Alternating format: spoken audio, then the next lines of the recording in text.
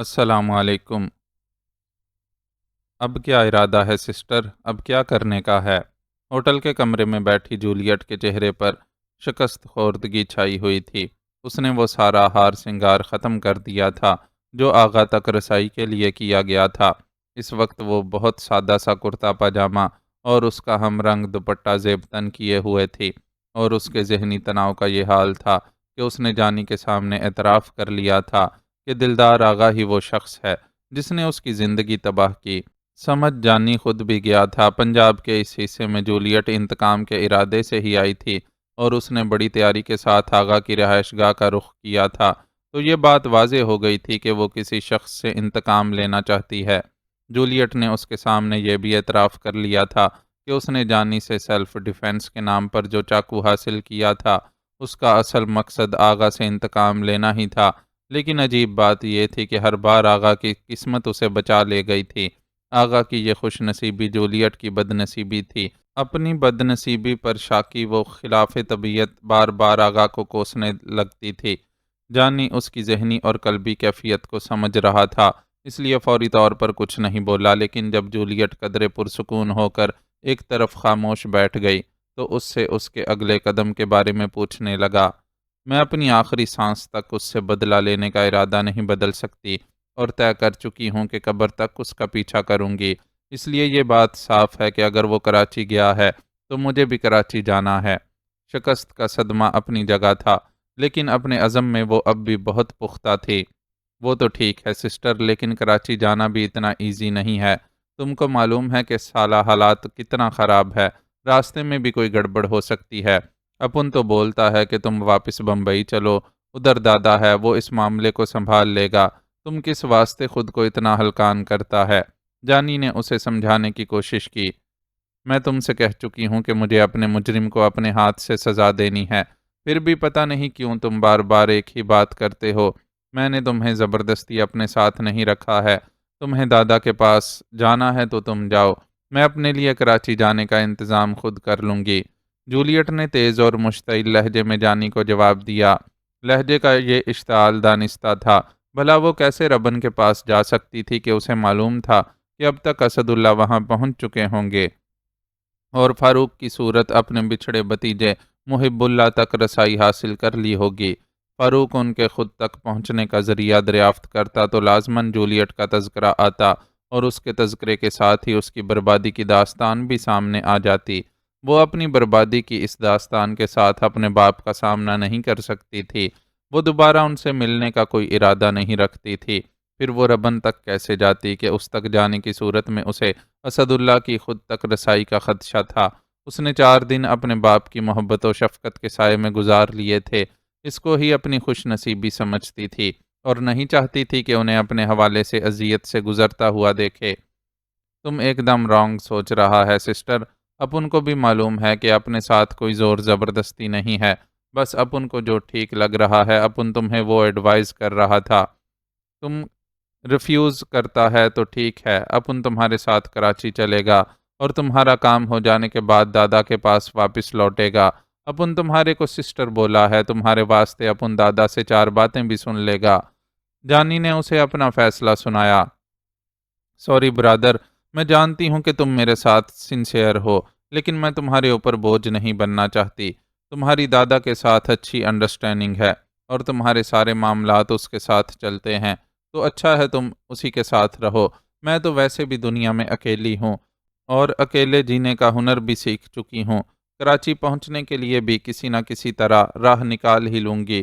Juliet اس بار نرم لہجے میں جانی سے مخاطب ہوئی۔ اب تم غیروں والی بات کرتا ہے سسٹر، ایسا کون سا بے غیرت بھائی ہوگا جو اپنی بہن کو ایسے حالات میں اکیلا چھوڑ دے گا؟ تم کو ایسے چھوڑ کر اپن دادا کے پاس جائے گا تو وہ بھی اپنے منہ پر تھوک دے گا۔ اس بار جانی نے اپنے لہجے سے خفگی کا اظہار کیا۔ میرا یہ مطلب نہیں تھا برادر، میں تو بس مطلب کو چھوڑو، فائنل فیصلہ ہو گیا کہ اپن تمہارے ساتھ رہے گا اور تمہارے ساتھ ہی کراچی جائے گا۔ اب آگے سے تم کو کچھ بولنے کا نہیں ہے۔ جانی نے اس کی بات کاٹ دی اور اپنا فیصلہ سنایا تو جولیٹ کے پاس بھی اگر مگر کی گنجائش ختم ہو گئی، اور ہلکی سی مسکراہٹ کے ساتھ بولی، اوکے بوس، جیسا تم بولو، اب میں تمہارے بہاف پر ہوں، اور جانی کے لیے یہی کافی تھا۔ کہ وہ مسکرائی تو سہی۔ ہم لٹ گئے، ہم برباد ہو گئے اسداللہ، ہمارا پورا خاندان ختم ہو گیا۔ ہائے ابا جان، آپ کیا گئے، پورا خاندان آپ کے پیچھے چلا گیا، اکیلے ہم دو بھائی ضعیف پھوپھی جان کے ساتھ فرقت کے اس اتنے بڑے صدمے سے کیسے نمٹیں گے؟ کسی نے یہ بھی نہ سوچا۔ اسداللہ حیدرآباد پہنچے تو ان کی ہر آس ہر امید نے دم توڑ دیا۔ زخمی صفی اللہ، جنہوں نے جانے کیسے اب تک خود کو سنبھالا ہوا تھا، انہیں سامنے پا کر ان کی باہوں میں بکھر بکھر گئے۔ خود اسداللہ کی حالت بھی دیگرگوں تھی۔ وہ پیاری بہن عالیہ، وہ فرما بردار اور سمجھدار بھتیجا حسیب اللہ، اس کی ہنستی مسکراتی بیوی اور پھول سے پیارے بچے، وہ تیکھے مزاج والی عشرت جہاں، شفیق سی بھابھی، عزیز دوست کا پیارا بیٹا آصف خان، اور وفادار و جانثار ملازمین، کچھ بھی تو نہیں بچا تھا۔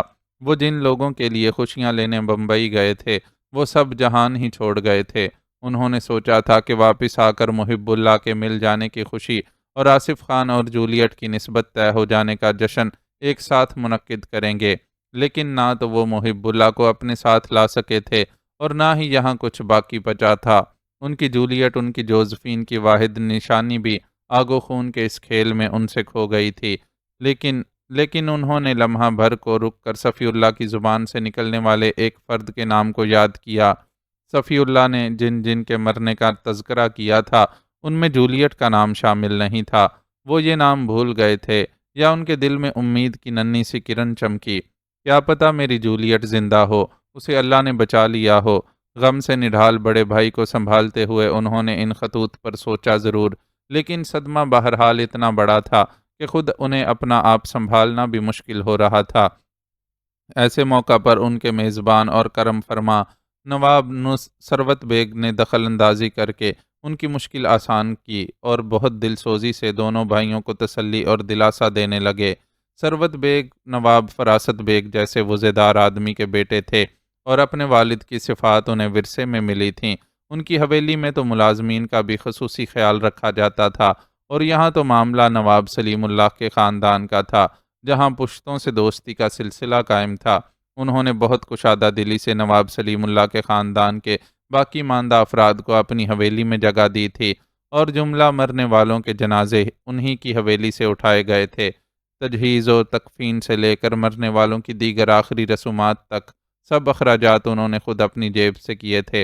حالانکہ دربار سے بھی اس سلسلے میں پیشکش کی گئی تھی، لیکن انہوں نے رسم دوستی نبھانے کے لیے ان فرائض کی تکمیل کی ادائیگی خود کرنا ضروری سمجھا تھا، اور بخوبی یہ فرض نبھایا تھا۔ اسداللہ کی واپسی کے بارے میں خبر ملتے ہی انہوں نے اپنے منشی کو ماں ڈرائیور و گاڑی مستقل اسٹیشن پر بٹھا دیا تھا کہ جیسے ہی اسداللہ کی تشریف آوری ہو، انہیں آرام و احترام سے یہاں لایا جا سکے، اور ایسا ہی ہوا تھا۔ اور اب وہ ان بھائیوں کے ساتھ بیٹھے ان کا غم بانٹ رہے تھے۔ تسلی و تشفی کی بہت سی باتیں کر چکنے کے بعد جب انہوں نے دونوں بھائیوں کے جذبات کو قدرے اعتدال پر پایا تو کھانا لگانے کے سلسلے میں اجازت چاہی۔ پہلے ہم پھوپھی جان سے ملاقات کریں گے، پھر شہداء کی قبروں پر فاتحہ خوانی کے لیے جائیں گے۔ کھانے کا فی الحال کوئی سوال ہی پیدا نہیں ہوتا۔ ہم جانتے ہیں کہ یہ ضرورت زندگی ہے اور اس سے کسی صورت منہ موڑا نہیں جا سکتا، لیکن چند وقت کا کھانا نہ کھانے سے کوئی اتنا بڑا فرق بھی نہیں پڑتا۔ آدمی بڑی ڈھیٹ چیز کا نام ہے، برے سے برے حالات میں بھی جینے کا کوئی سہارا تلاش کر ہی لیتا ہے۔ ہم دونوں بھائی بھی ایسے ہی کسی سہارے سے جی لیں گے، لیکن فی الوقت آپ اصرار نہ فرمائیے۔ اسداللہ کی آنکھیں شدت غم سے سرخ ہو رہی تھیں۔ انہوں نے کچھ ایسی قطعیت سے نواب ثروت بیگ کی کھانے کی دعوت مسترد کی کہ وہ مزید اصرار نہیں کر سکے اور دھیمے لہجے میں بولے، آپ کی پھوپھی بیگم اندر زنان خانے میں موجود ہیں، صدمے نے انہیں سکتے میں مبتلا کر دیا ہے۔ ڈاکٹر صبح و شام باقاعدگی سے ان کے معائنے کے لیے آ رہا ہے، لیکن وہ ہنوز اسی کیفیت میں ہیں۔ آپ ان سے ملاقات کر کے دیکھ لیں، شاید ان کی حالت میں کوئی تبدیلی واقع ہو جائے۔ ثروت بیگ نے انہیں ندرت جہاں کی حالت سے باخبر کیا اور ملازم کو حکم دینے لگے کہ اندر زنان خانے میں پردے کا کہلوا دیا جائے۔ صفی اللہ اس ساری گفتگو سے بے نیاز اسداللہ کے پہلو میں گمسم بیٹھے تھے۔ اسداللہ نے اب تک اپنا ایک بازو ان کے گرد حمائل کر رکھا تھا۔ بیٹے کی طویل جدائی کو خاموشی سے برداشت کرنے والے صفی اللہ پورے خاندان کو کھو دینے کے بعد ڈھہ سے گئے تھے اور اپنی اصل عمر سے کئی برس آگے محسوس ہو رہے تھے۔ بلوے والی رات انہیں گولی بس چھو کر گئی تھی، اس لیے زخم زیادہ گہرا نہیں تھا اور 2-3 پٹیوں سے ہی ٹھیک ہو گیا تھا۔ ذرا دیر بعد اسد اللہ نواب ثروت بیگ کی میت میں زنان خانے میں پہنچ گئے۔ بہترین لباس میں ملبوس ندرت جہاں صاف ستھرے بستر پر ساکت لیٹی ہوئی تھیں اور ایک ملازمہ ان کی خدمت پر مامور تھی۔ ملازمہ نے ادب سے انہیں اور نواب ثروت بیگ کو سلام کیا۔ آداب پھوپھی جان، اسد اللہ نے ندرت جہاں کے پلنگ کے قریب جا کر اتنی آواز میں کہا کہ وہ بآسانی سن لیں، لیکن وہ متوجہ نہ ہوئیں اور یکٹک کھلی آنکھوں سے چھت کو گھورتی رہیں۔ ان کا لباس اور صاف ستھرا جسم گواہی دے رہا تھا کہ یہاں ان کی بہترین نگہداشت و دیکھ بھال ہو رہی ہے۔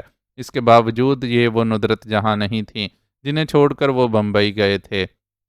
اکلوتے بیٹے اختر کی موت نے اگرچہ پہلے ہی ان کو بستر سے لگا دیا تھا، لیکن اب تو یہ حال ہی جدا تھا۔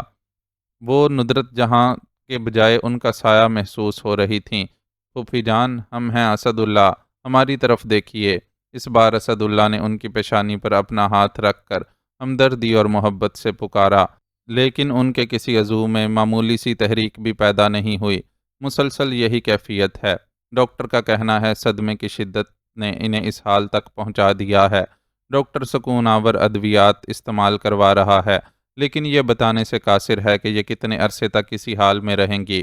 ان کے ساتھ موجود ثروت بیگ نے آہستہ سے انہیں بتایا تو وہ یوں ہی سر ہلا کر رہ گئے۔ ندرت جہاں عرف آپا بیگم، جنہوں نے نہایت طویل عرصے تک اپنے بھائی سلیم اللہ کی حویلی پر حکمرانی کی تھی اور براہ راست لوگوں کی زندگیوں پر اثر انداز ہوتی رہی تھیں، اب اس بے کسی کی حالت میں لیٹی انہیں ذرا اچھی نہیں لگ رہی تھیں۔ باوجود یہ کہ جوزفین کو ان کی زندگی سے نکالنے میں انہوں نے سب سے کلیدی کردار ادا کیا تھا، وہ اس لمحے ان کے لیے اپنے دل میں گہری ہمدردی محسوس کر رہے تھے۔ کچھ بھی صحیح ان کے درمیان خونی رشتہ تھا، اور خون کے رشتے کی کشش کے علاوہ درد مشترک نے بھی جذبہ ہمدردی کو پروان چڑھایا تھا۔ وہ کچھ یوں ہی ندرت جہاں کے سرہانے کھڑے رہے، پھر واپس مردانے میں آ گئے۔ موٹر انہیں قبرستان لے جانے کے لیے تیار کھڑی تھی۔ صفی اللہ بھی ان کے ساتھ جانے کے لیے تیار تھے۔ دونوں بھائی نواب ثروت بیگ کے ہمراہ موٹر میں جا بیٹھے اور موٹر چل پڑی۔ عشرت جہاں کے سسرالی عزیز تو اس موقع پر ضرور تشریف لائے ہوں گے، اسد اللہ نے دھیمی آواز میں صفی اللہ سے دریافت کیا۔ نواب ثروت بیگ کے خاندان سے دیرینہ تعلقات سہی، لیکن رشتہ داری کے اپنے تقاضے ہوتے ہیں، اور ایسے غم کے موقع پر رشتہ دار ہی سب سے پہلے آگے بڑھ کر سہارا دیتے ہیں۔ پھر یہاں تو عشرت جہاں خود اس سانحے میں اپنی جان سے گئی تھی۔ گھر کی بہو کے حوالے سے نواب سلیم اللہ کے خاندان کا دکھ ان کا اپنا دکھ تھا۔ پھر کیا تھا کہ ان لوگوں کا کوئی کردار نظر نہیں آ رہا تھا۔ وہ لوگ میت میں شرکت کے لیے آئے تھے۔ ثروت بیگ نے آپ کی واپسی اور رسم کل تک اپنی حویلی میں رکنے کی پیشکش کی، لیکن وہ لوگ یہ کہہ کر واپس چلے گئے کہ رسم کل وہ اپنے گھر پر منعقد کریں گے تاکہ ان کے اعزاء اور احباب بھی اس میں شرکت کر سکیں۔ ہمیں کسی ذریعے سے البتہ یہ معلوم ہوا ہے کہ پہلے ابا جان اور پھر حویلی کو نشانہ بنائے جانے پر وہ لوگ طرح طرح کی کیا سرائیاں کر رہے تھے، اور ان کا خیال تھا کہ ہمارا خاندان کسی ذاتی دشمنی کا شکار ہوا ہے، اس لیے اس خدشے کے تحت کہیں کسی اگلے حملے میں وہ لوگ بھی زد میں نہ آ جائیں، وہ ہمارے خاندان سے دور رہنے کی کوشش کر رہے ہیں۔ صفی اللہ نے دھیمی آواز میں ان کے سوال کا جواب دیا۔ ثروت بیگ سے بہت قریبی تعلقات کے باوجود اپنوں کے اس بے درد رویے کو ان کے سامنے بیان کرنے میں انہیں جھجک سی محسوس ہو رہی تھی۔ زمانے کا یہی دستور ہے بھائی جان، ڈوبتے ہوئے جہاز کے قریب کوئی بھی جانا پسند نہیں کرتا۔ اسد اللہ نے مختصر تبصرہ کیا اور سرد آہ بھر کر راستے کی طرف متوجہ ہو گئے۔ حیدرآباد میں انہوں نے اپنے بچپن سے جوانی اور ادھیڑ عمری تک کئی برس گزارے تھے۔ یہاں کا چپا چپا ان کا دیکھا بالا تھا، یہاں کے ذرے ذرے سے انہیں محبت تھی، اور گمان بھی نہیں تھا کہ وہ اس دھرتی پر اس بری طرح لٹ جائیں گے کہ یہاں کی ہوائیں بھی انہیں اجنبی لگنے لگیں گی۔ تحریک پاکستان پر نظر ہونے اور مسلمانوں کو اپنے مطالبے میں حق بجانب محسوس کرنے کے باوجود انہوں نے کبھی نہیں سوچا تھا کہ مسلمان حیدرآباد میں غیر محفوظ ہیں یا انہیں یہاں سے ہجرت کا فیصلہ کرنا پڑے گا۔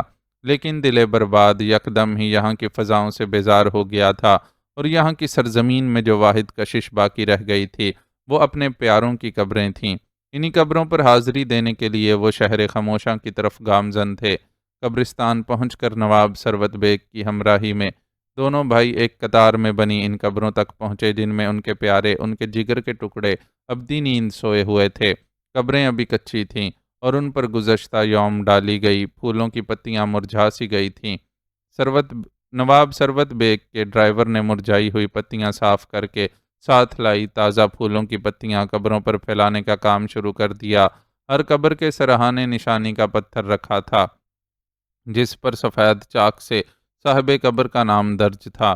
اسد اللہ ایک ایک قبر پر جا کر فاتحہ پڑھنے سے قبل مردے کا نام پڑھتے تھے۔ صفی اللہ بھی مسلسل ان کے ساتھ تھے، حالانکہ ہر قدم پر یوں لگتا تھا کہ وہ اب گرے کہ تب گرے۔ حسیب اللہ کی قبر پر پہنچ کر ان کا حوصلہ بالکل جواب دے گیا اور وہ بیٹے کی قبر سے لپٹ کر بلک بلک کر رونے لگے۔ اسد اللہ کی آنکھوں سے بھی آنسو بہنے لگے، لیکن انہوں نے خود کو باندھے رکھا کہ اب انہی ہی کو ہمت کر کے اپنے بچے کھچے خاندان کا سہارا بننا تھا۔ انہوں نے صفی اللہ کو اپنے بازوؤں کے حصار میں لے کر زبردستی حسیب اللہ کی قبر سے الگ کیا اور سینے سے لگا کر تسلی دینے لگے۔ ہمارا سینہ پھٹ رہا ہے اسد اللہ، ہم سا بدقسمت باپ بھی کوئی ہوگا جو اپنے تین تین جگر گوشوں کو کھو کر بھی جینے پر مجبور ہے۔ ہم تو بری طرح لٹ گئے اسد اللہ۔ وہ بڑے دل خراش انداز میں گریہ کرنے لگے۔ ساتھ آئے ثروت بیگ اور ان کے ڈرائیور کی آنکھیں بھی بھیگ گئیں۔ اسد اللہ کا وفادار ملازم شمس تو پہلے ہی ایک ایک قبر کی پائنتی بیٹھ کر گریہ کرتا رہا تھا۔ اس نے اپنی پوری عمر حویلی میں گزاری تھی اور حویلی والوں سے اس کی وفاداری اور محبت بالکل غیر مشکوک تھی۔ ایسا مت سوچئے بھائی جان، بے شک آپ کا ایک بیٹا اور بیٹی اللہ کو پیارے ہو گئے ہیں، لیکن ایک بیٹا تو موجود ہے۔ محب اللہ زندہ ہیں بھائی جان۔ انہوں نے بڑے بھائی کو زندگی کی ڈور کا ایک سرا تھمایا۔ کیا خبر اسد اللہ کہ وہ ہیں بھی یا نہیں؟ اتنے برس بیت گئے ان کی راہ دیکھتے ہوئے، لیکن مایوسی کے سوا کیا ہاتھ آیا؟ صفی اللہ کے لہجے میں حسرت تھی۔ وہ زندہ ہیں بھائی جان، آپ کے محب اللہ زندہ ہیں۔ ہمیں ان کے زندہ ہونے کی بہت باوثوق شہادتیں ملی ہیں۔ یہاں سے واپس حویلی پہنچنے پر ہم آپ کو تفصیلاً آگاہ کریں گے۔ اسد اللہ نے جیسے ان میں نئی روح پھونک دی۔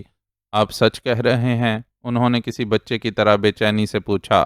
بالکل سچ کہہ رہے ہیں، آپ چل کر موٹر میں آرام سے بیٹھیے، ہم باقی قبروں پر فاتحہ خوانی کے بعد واپس آتے ہیں۔ اسد اللہ نے انہیں یقین دلایا اور اپنے ملازم شمس کے ساتھ انہیں موٹر گاڑی کی طرف روانہ کر دیا۔ اس وقت وہ کمال ضبط کا مظاہرہ کر رہے تھے۔ جگر ان کا بھی چھلنی تھا اور دل خون کے آنسو رو رہا تھا، لیکن وہ صبر کو اپنی آبرو کھونے نہیں دے رہے تھے۔ جملہ گھر والوں کی قبروں پر فاتحہ خوانی کے بعد انہوں نے ملازمین کی قبروں پر بھی فاتحہ خوانی کی۔ وہ سب ان کے وفادار تھے اور حویلی کی آن پر نثار ہو گئے تھے۔ بھلا وہ کیسے ان کے اس خلوص کو نظر انداز کر سکتے تھے؟ جملہ اہل خانہ اور ملازمین کی قبریں دیکھ لینے کے باوجود انہیں جولیٹ کا نام کہیں نظر نہیں آیا تو اچانک خیال آیا تو وہ تو مذہباً عیسائی تھی، اس کی قبر یہاں مسلمانوں کے قبرستان میں کیسے موجود ہو سکتی تھی؟ دل کڑا کر کے انہوں نے ثروت بیگ سے جولیٹ کے بارے میں استفسار کیا۔ ہماری یادداشت میں مرنے والوں کے ناموں کی جو فہرست موجود ہے اس میں یہ نام شامل نہیں ہے۔ مرنے والے ملازمین میں مسلمانوں کے علاوہ کچھ ہندو ملازمین بھی شامل تھے جن کی لاشیں ان کے ورثاء کے حوالے کر دی گئی تھیں، لیکن کسی کرسچین خاتون کا تذکرہ بالکل نہیں ہوا۔ خواتین کی میتوں کی شناخت کے لیے ہم نے کچھ بیگمات کے علاوہ آپ کی حویلی کی ایک پرانی ملازمہ اکا بیگم کی نواسی سے مدد لی تھی۔ ہمارے علم میں آیا تھا کہ وہ لڑکی بھی حویلی کی ملازمہ ہے، لیکن جمعے والی رات اکا بیگم کی نزائی کیفیت کے باعث اسے گھر بلوا لیا گیا تھا، اس لیے وہ زندہ بچ گئی۔ اس لڑکی نے بڑی ہمت سے ایک ایک لاش کو شناخت کیا تھا اور ہمیں نہیں یاد کہ اس نے کسی جولیٹ کا نام لیا ہو۔ بہرحال حویلی واپس پہنچنے پر ہم اس لڑکی کو تصدیق کے لیے طلب کر لیں گے۔ ثروت بیگ کا جواب ان کے لیے حیران کن ہونے کے ساتھ ساتھ امید افزا بھی تھا۔ مرنے والوں میں جولیٹ کا نام شامل نہیں تھا تو امید کی جا سکتی تھی کہ وہ زندہ ہے۔ کیسے اور کہاں؟ ان سوالات کے جواب ڈھونڈنے پر مل سکتے تھے۔ ابھی تو وہ اس امید کے ساتھ ہی جینا چاہتے تھے کہ ان کی جولیٹ زندہ ہے۔ شریعت کا حکم ہے کہ مرنے والوں کی جلد از جلد تدفین کر دی جائے۔ موسم اور لاشوں کی حالتیں بھی ایسی نہیں تھیں کہ ہم آپ کی آمد کا انتظار کر سکتے، اس لیے اپنی ذمہ داری پر یہ فریضہ انجام دے دیا۔ امید ہے کہ آپ کو ناگوار خاطر نہیں ہوگا۔ وہ لوگ قبروں کے درمیان سے گزرتے ہوئے واپس موٹر گاڑی کی طرف جا رہے تھے جب نواب ثروت بیگ نے معذرتی انداز میں ان سے کہا، شرمندہ مت کیجیے ثروت بیگ، واللہ آپ نے تو بالکل سگے بھائیوں کی طرح غم کی اس گھڑی میں ہمارا ساتھ دیا ہے۔ ہمیں ایسا محسوس ہو رہا ہے کہ ہم دو نہیں بلکہ تین بھائی ہیں۔ ہم بھلا اپنے ایک بھائی کے راست اقدام پر کسی قسم کی ناگواری کیسے محسوس کر سکتے ہیں؟ ہمارا تو رواں رواں آپ کا احسان مند ہے، اور ہم نہیں جانتے کہ آپ کے اس احسان کا بدلہ کیسے دے پائیں گے۔ جواب میں اسد اللہ نے حقیقی احسان مندی کا اظہار کیا، احسان کا ذکر کر کے آپ ہمیں شرمندہ نہ کریں۔ جب آپ ہمیں اپنا بھائی تسلیم کر رہے ہیں تو احسان کا کیا؟ ہم نے تو بھائی کی حیثیت سے اپنا فرض ادا کیا ہے، اور آئندہ بھی انشاءاللہ اس رشتے کو نبھاتے رہیں گے۔ ثروت بیگ نے نہایت خلوص سے انہیں جواب دیا تو وہ شدت جذبات سے ان کے گلے لگ گئے اور بولے، ہم بھی وعدہ کرتے ہیں ثروت بیگ کے مرتے دم تک اس رشتے کی لاج رکھیں گے۔ آج سے آپ اور ہم ایک ہی خاندان ہیں۔ ثروت بیگ نے بھی جواباً گرم جوشی کا مظاہرہ کیا اور دونوں ہاتھوں میں ہاتھ ڈالے آگے بڑھ گئے۔ کون؟ دروازے پر ہونے والی دستک کو سن کر فاروق بستر سے اٹھا اور دروازے کے پاس پہنچ کر دبی ہوئی آواز میں پوچھا، میں ہوں کیتھی؟ باہر حسب توقع کیتھرائن موجود تھی۔ اس نے فوراً دروازہ کھول دیا۔ کیتھرائن اندر آ گئی۔ آج اس کے ہاتھ میں خلاف معمول کھانے کی ٹوکری کی بجائے رول کیا ہوا اخبار موجود تھا اور وہ بہت سنجیدہ نظر آ رہی تھی۔ بیٹھو کیتھی، کیسی ہو؟ فاروق نے کرسی کی طرف اشارہ کرتے ہوئے کہا اور اس کے چہرے کے تاثرات جانچنے کی کوشش کرتے ہوئے اس کی خیریت دریافت کی۔ آپ یہ دیکھیے۔ وہ کرسی پر بیٹھ گئی اور اخبار کھول کر اس کے زیریں گوشے میں شائع ایک خبر کی طرف اشارہ کیا۔ فاروق نے اس کے ہاتھ سے اخبار لے کر خبر پڑھی۔ خبر میں اس کے لیے کچھ بھی نیا نہیں تھا۔ سمندر کنارے ملنے والی ٹیکسی ڈرائیور رمیش کی تشدد شدہ لاش کی برآمدگی کی خبر تھی، جسے بہت زیادہ تفصیل سے شائع نہیں کیا گیا تھا۔ اصل میں آج کل ملکی حالات میں جس انتہا کی اکھاڑ پچھاڑ مچی ہوئی تھی، اس کے سامنے اس قسم کے واقعات بہت زیادہ اہمیت حاصل نہیں کر سکتے تھے۔ اخبار نے خبر دے دی تھی، یہی بہت تھا۔ ٹھیک ہے، لیکن تم مجھے یہ خبر کیوں دکھا رہی ہو؟ فاروق نے اخبار اسے واپس کیا۔ اس خبر کو پڑھنے کے بعد میں نے فیصلہ کیا ہے کہ آپ کو ہوٹل میں نہیں رہنا چاہیے۔ یہاں بہت لوگ آتے جاتے ہیں، سٹاف کے لوگ الگ ہیں۔ آپ کو سروس دینے والا ویٹر کتنا ہی کوآپریٹو ہو، اسے تجسس تو ہوگا کہ آپ کون ہیں اور کیا کام کرتے پھر رہے ہیں۔ آج وہ پیسوں کے لیے آپ کا ہر کام کر رہا ہے، کل انعام کے لالچ میں پولیس کا انفارمر بن گیا تو آپ کیا کر لیں گے؟ اس نے فاروق سے یہ نہیں پوچھا تھا کہ رمیش کی ہلاکت میں اس کا کتنا کردار تھا، لیکن وہ اس کے لیے صدقے دل سے متفکر نظر آتی تھی۔ یہاں نہیں رہوں گا تو کسی دوسرے ہوٹل شفٹ ہونا پڑے گا اور خطرات وہاں بھی یہی ہوں گے۔ اس نے گویا کیتھرائن کی بات ہوا میں اڑائی۔ جگہ کا ارینجمنٹ گارڈ کی طرف سے خود ہی ہو گیا ہے۔ میری ایک مسلم فرینڈ اپنے گھر والوں کے ساتھ کراچی چلی گئی ہے۔ جاتے ہوئے اس نے مجھے اپنے گھر کی چابیاں دے دی تھیں کہ چاہوں تو میں اس گھر میں رہ لوں، اور اگر نہ رہنا چاہوں تو کبھی کبھار چکر لگا کر گھر کی دیکھ بھال کر لیا کروں۔ یہاں سے جانے والوں کے گھروں پر ہندو قبضہ کر رہے ہیں، اس گھر پر بھی قبضہ ہو جائے اس سے پہلے ہم وہاں جا کر رہ لیتے ہیں۔ وہاں آپ کے لیے اپنے ساتھیوں کو اکٹھا کرنا بھی آسان ہو جائے گا۔ کیتھرائن کے پاس حل موجود تھا، وہ سب طے کر کے آئی تھی۔ ٹھیک ہے، جیسا تم کہو، لیکن یہ بتاؤ کہ کب چلنا ہے؟ فاروق نے ذرا کی ذرا اس کی تجویز پر غور کیا اور پھر حامی بھر لی۔ ابھی اور اسی وقت۔ آپ پر اگر ہوٹل کے کچھ ڈیوز وغیرہ ہیں تو اسے کلیئر کروا لیں۔ اتنی دیر میں آپ کا سامان پیک کرتی ہوں، کیتھرائن نے کہا اور فوراً ہی اپنی جگہ سے کھڑی ہو کر الماری کی طرف بڑھ گئی۔ فاروق ہوٹل کے اس کمرے میں خالی ہاتھ آیا تھا، لیکن مختصر قیام کے عرصے میں ضرورتاً منگوائی گئی کئی چیزیں جمع ہو گئی تھیں۔ کیتھرائن کپڑوں سمیت دیگر اشیاء سمیٹ کر ایک بیگ میں بھرنے لگی۔ یہ بیگ بھی فاروق نے بعد میں منگوایا تھا۔ ذہن میں خیال تھا کہ جب بھی ہوٹل کا کمرہ چھوڑنا پڑا سامان لے جانے کے لیے بیگ کی ضرورت پڑے گی، اور ضرورت پڑ گئی تھی۔ کیتھرائن کے سامان رکھنے کے دوران فاروق نے ویٹر کو بلا کر ہوٹل کا سارا حساب بے باک کیا۔ ویٹر حیران اور متجسس تھا کہ وہ اچانک وہاں سے کہاں اور کیوں جا رہا ہے، لیکن فاروق نے اسے زیادہ لفٹ نہیں کروائی۔ کچھ دیر بعد وہ لوگ ٹیکسی میں سوار ہوٹل سے جا رہے تھے۔ فاروق نے کیتھرائن کو پہلے ہی بات سمجھا دی تھی کہ وہ براہ راست اس کی سہیلی کے گھر نہیں جائیں گے، اس لیے جب اس نے ٹیکسی ڈرائیور کو کسی دوسرے علاقے کا نام بتایا تو وہ حیران نہیں ہوئی۔ گنجان آبادی والے ایک علاقے میں ٹیکسی رکوا کر وہ دونوں پیدل ہی ایک طرف چل پڑے۔ اب ٹیکسی ڈرائیور نہ تو ان کا تعاقب کر سکتا تھا اور نہ ہی کسی کو ان کی اصل منزل کے بارے میں آگاہ کر سکتا تھا۔ انہوں نے پیدل اچھا خاصا فاصلہ طے کیا اور پھر دوسری سمت سے ایک اور ٹیکسی لے لی۔ اس ٹیکسی کو بھی وہ براہ راست اپنے مطلوبہ مکان تک نہیں لے گئے، بلکہ فاصلے پر ہی رکوا کر اس سے اتر گئے۔ مکان پر پہنچے تو فاروق یہ دیکھ کر حیران رہ گیا کہ مکان کے دروازے پر تالا نہیں ہے اور کیتھرائن دستک دے رہی ہے، حالانکہ اس نے بتایا تھا کہ مکان خالی پڑا ہے۔ وہ کوئی سوال کرتا اس سے قبل ہی دروازہ کھلا اور کوئی گولی کی طرح آ کر اس سے لپٹ گیا۔ فاروق بھائی دھاڑے مار کر روتے ہوئے اس گول مٹول وجود کو پہچاننے میں اس سے کیسے غلطی ہو سکتی تھی؟ گولو کے لمس پر خود اس کا دل بھر آیا اور ربن کی جدائی کا غم ایک بار پھر تازہ ہو گیا۔ کتنا چاہتا تھا وہ ربن کو، خود اپنے باپ سے بچھڑے تو اسے برسوں بیت گئے تھے۔ اس کے لیے تو ربن ہی اس کا باپ تھا اور وہ بڑے مان سے اسے بابا کہہ کر پکارتا تھا۔ اب وہ اپنے بابا کے بارے میں پوچھتا تو فاروق اسے کیسے بتاتا کہ تجھے ہتھیلی کا چھالا بنا کر رکھنے والا خود منو مٹی نیچے جا سویا ہے۔ پہلے بھائی کو اندر آنے دو گولو، پھر سب دکھ سکھ کر لینا۔ پیچھے سے گولو کو کھینچ کر اس سے جدا کرنے والا وجے تھا۔ وہ سب اندر داخل ہوئے تو سجو بھی ہاتھ میں کفگیر تھامے باورچی خانے سے نکل آیا اور فاروق سے چمٹ گیا۔ تو تم نے ان سب کو یہاں جمع کیا ہوا ہے؟ فاروق نے ایک طرف کھڑی کیتھرائن سے پوچھا۔ ہاں بس مجھے کچھ شٹل کاک برقعوں اور پردے والے تانگے کا انتظام کرنا پڑا تھا۔ کیتھرائن دھیرے سے مسکرائی۔ تھینک یو، سچ مچ کیتھرائن۔ فاروق تہہ دل سے اس کا ممنون ہوا۔ تھینک یو کس بات کا، میں نے تو بس اپنی فیملی کو ایک جگہ جمع کیا ہے اور یہی سب سے بڑا کارنامہ ہے۔ فاروق نے اسے سراہا۔ اس سے بڑی بات یہ ہے کہ اب آپ کو سجو کے ہاتھ کے پکے کھانے کھانے کو ملیں گے۔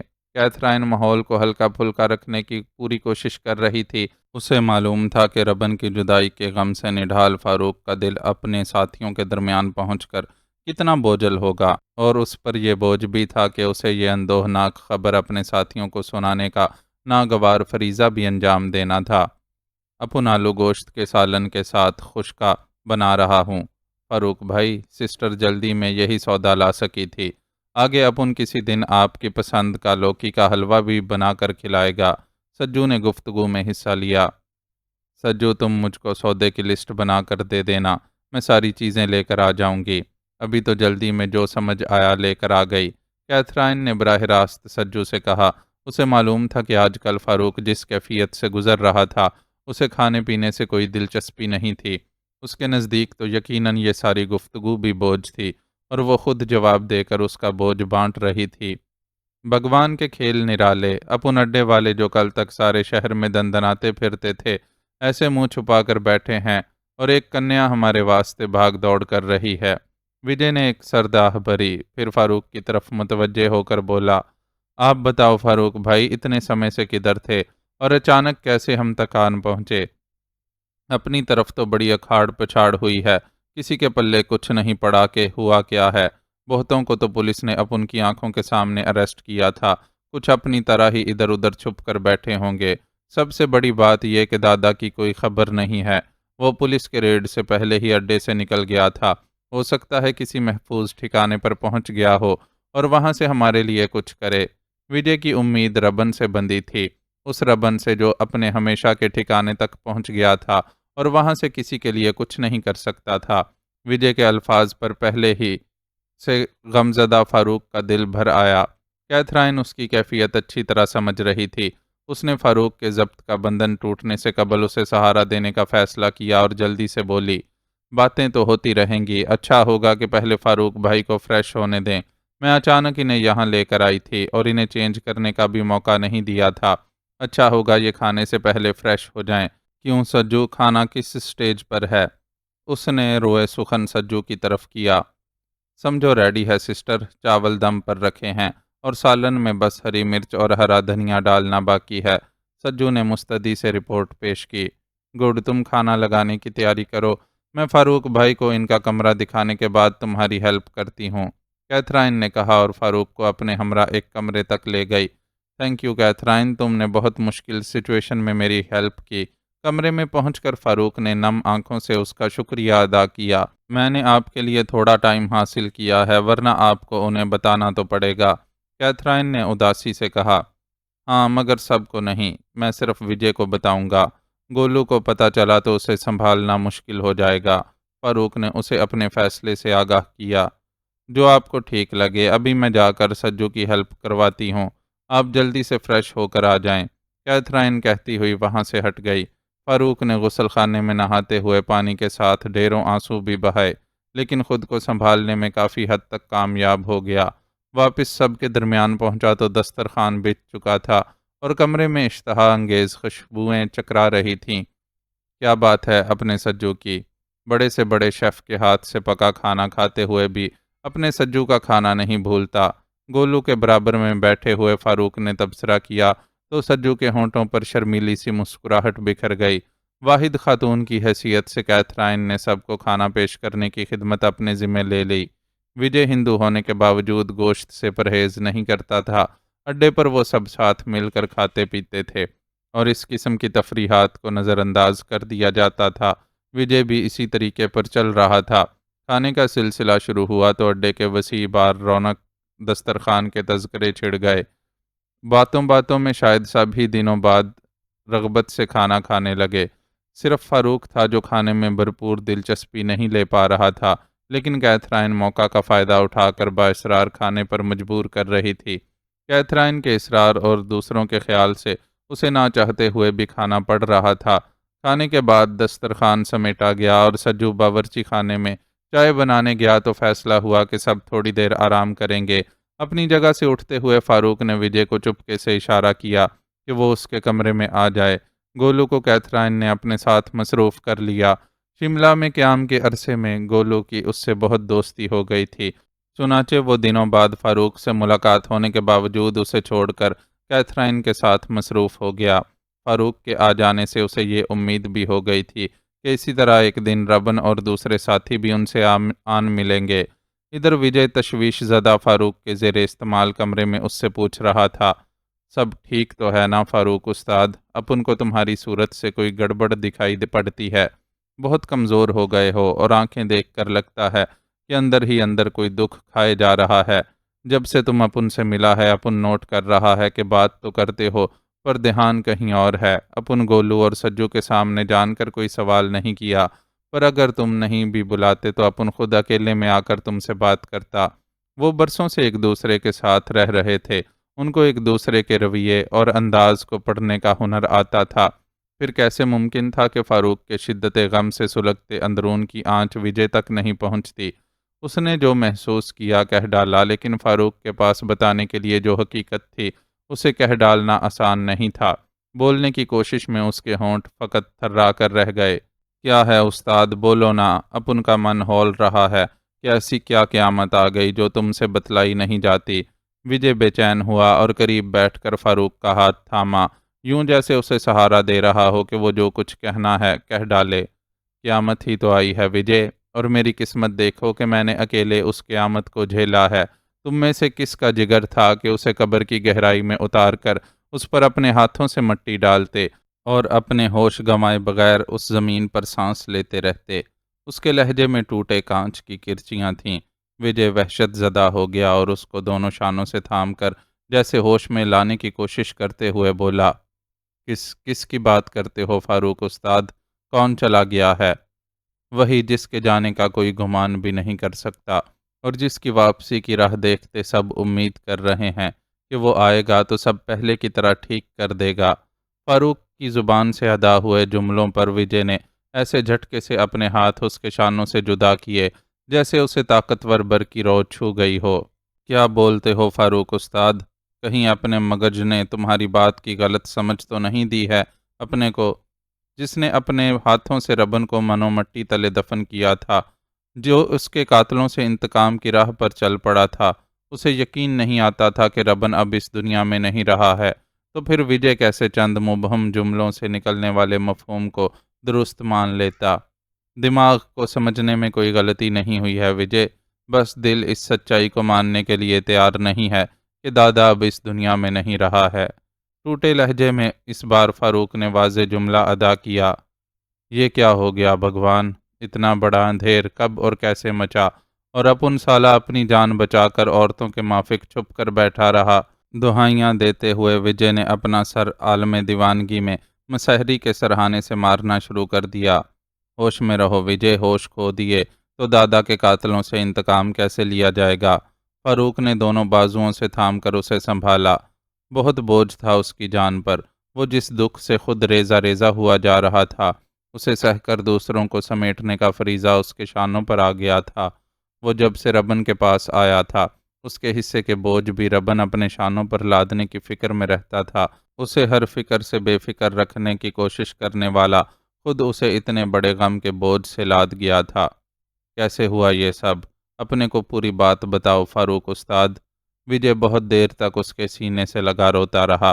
فاروق گولو اور سجو کا واسطہ دے کر اس کی چیخوں اور فریاد کو تو روکنے میں کامیاب ہو گیا تھا، لیکن اشکوں کے سیلے رواں پر بند باندھنا آسان نہیں تھا۔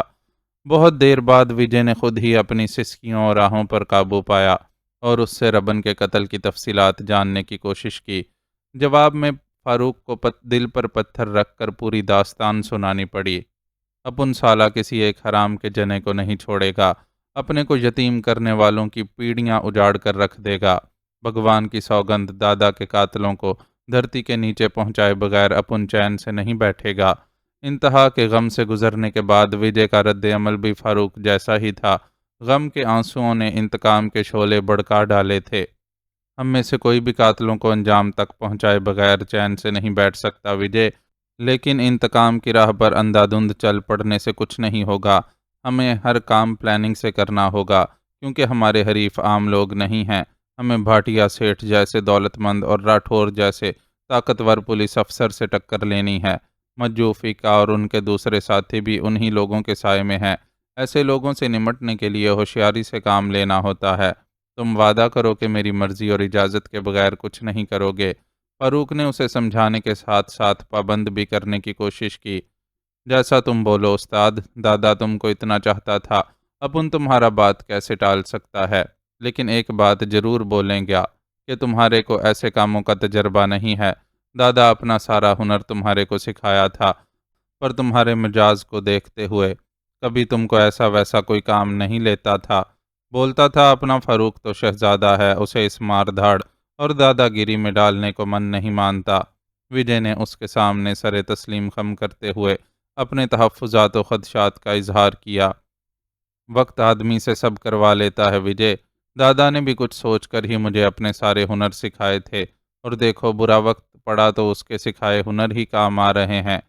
تمہیں یہ جان کر خوشی ہوگی کہ میں نے دادا کے قاتلوں سے انتقام کا سلسلہ شروع کر دیا ہے، اور وہ ٹیکسی ڈرائیور جس نے پولیس کو مخبری کی تھی اب اس دنیا میں نہیں ہے۔ کیتھرائن کے پاس آج کا انگریزی اخبار ہے، تم اس خبر سے سن کر معلوم کر لینا کہ میں نے اس ٹیکسی ڈرائیور کا کیا حال کیا ہے۔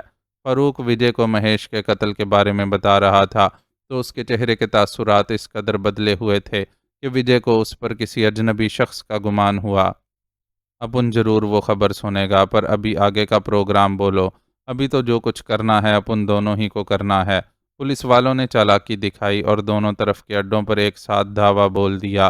اپن کی بنتی پر غلامو چاچا ادھر کا حال پتہ کرنے گیا تھا۔ واپس آ کر بولا کہ ادھر بھی اڈے کے دروازے پر تالا مار کر پولیس کا آدمی بٹھا دیا ہے، اور رامو استاد سمیت کسی کی کوئی خبر نہیں۔ بھگوان جانے کتنوں کو پکڑ کر لے گئے اور کتنے اپن کی طرح ادھر ادھر چھپے ہوئے ہیں۔ وجے نے پولیس والوں کو ایک زبردست گالی سے نوازتے ہوئے صورتحال بیان کی۔ وہ مار دھاڑ کی دنیا کا آدمی تھا، اس لیے فاروق کی بات اسے جلدی سمجھ آ گئی تھی، اور رونا دھونا چھوڑ کر اب وہ شدت سے اس بات کا خواہاں تھا کہ دادا کے قاتلوں کو ٹھکانے لگانے کے لیے فوری اقدامات کیے جائیں۔ ساتھیوں کے لیے بھی کچھ نہ کچھ ضرور کرنا ہے وجے، لیکن سب سے پہلے دادا کے قاتلوں سے بدلہ لینا ضروری ہے۔ قاتل ہوشیار ہو گئے تو ہمارا کام مشکل ہو جائے گا۔ کیتھرائن وہاں ہوٹل میں مجھے لینے آئی تو میں اسی بارے میں سوچ رہا تھا اور ایک پلان بھی بنا لیا تھا۔ تم ساتھ ہوگے تو اس پلان پر عمل کرنے میں اور آسانی ہو جائے گی۔ تم اپنے کو حکم کرو استاد، اپن تمہارے حکم پر اپنی جان بھی دے دے گا، وجے نے یقین دلایا۔ ابھی تو تم جا کر آرام کرو۔ اپنے پلان پر عمل کرنے کے لیے مجھے کسی سے رابطہ کرنا ہے، اس کے بعد ہی کچھ ہو سکے گا۔ فاروق نے پرسوچ انداز میں اس سے کہا تو وہ اپنی جگہ سے اٹھ کھڑا ہوا۔ خیال رکھنا وجے، سجو اور گولو کو ذرا بھی اندازہ نہ ہو۔ گولو کا تو تم کو پتہ ہے کہ دادا کو کتنا چاہتا ہے، اسے پتہ چلا تو سہ نہیں سکے گا۔ میں نے خود اپنے آپ کو بڑی مشکل سے سنبھالا ہے، اسے کچھ ہو گیا تو اسے کیسے سنبھالوں گا؟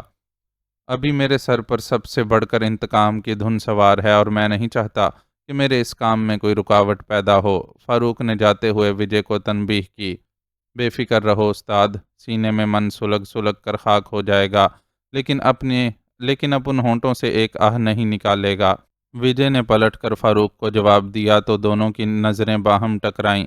دونوں نے ایک دوسرے کی نگاہوں میں درد مشترک کو پڑھا اور آنکھوں ہی آنکھوں میں اس عزم کو دہرایا کہ وہ اپنے دکھ کو آنسو بن کر بہنے نہیں دیں گے، بلکہ اس پہاڑ سے دکھ کے بوجھ سے اپنے دشمنوں کو روند ڈالیں گے۔ انتقام، زندگی بس اسی ایک لفظ کا نام تھی۔ اسد اللہ نے اپنے سامنے کھڑی نوعمر لڑکی کی طرف دیکھا۔ اس کی آنکھیں شدت گریہ سے سرخ اور سوجی ہوئی تھیں اور چہرہ بری طرح ستا ہوا تھا۔ وہ اکا بیگم کی کم عمر نواسی زہرہ تھی، جو حویلی میں ہی خدمت انجام دیتی تھی، لیکن حملے والی رات اپنی نانی کے عالم نزا میں ہونے کی وجہ سے حویلی سے گھر چلی گئی تھی، اور یہی اس کی زندگی بچنے کا بہانہ بن گیا تھا۔